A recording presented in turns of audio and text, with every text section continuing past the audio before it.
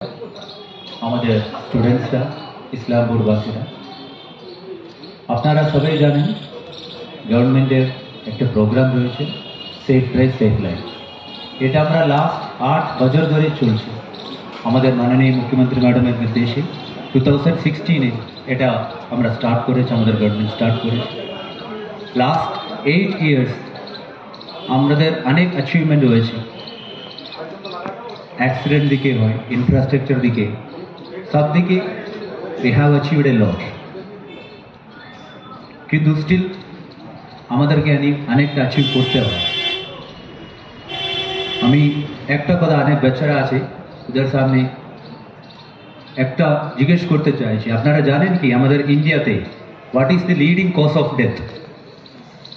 সব থেকে বেশি লোক কোন কারণে মারা যাচ্ছে as per the present data?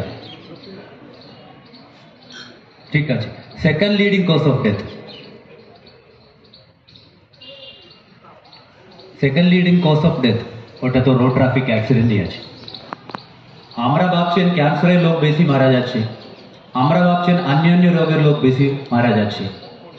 আমরা সবাই জানি একটা যদি ফ্যামিলি লোকের কোনো কিছু ডিসিজ যদি হয়, যাই ডিসিজ হয়, একটা ইনফেকশন হয়, ভাইরাল ইনফেকশন হয়, কোনো প্যানক্রিয়াসের হয়, কোনো লিভারের হয়, হার্টের যদি হয়, আমরা তাড়াতাড়ি হসপিটাল যাই।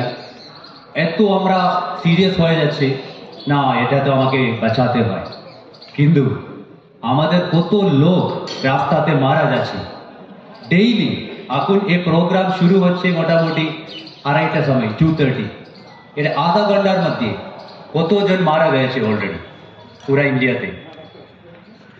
n number of people are dying.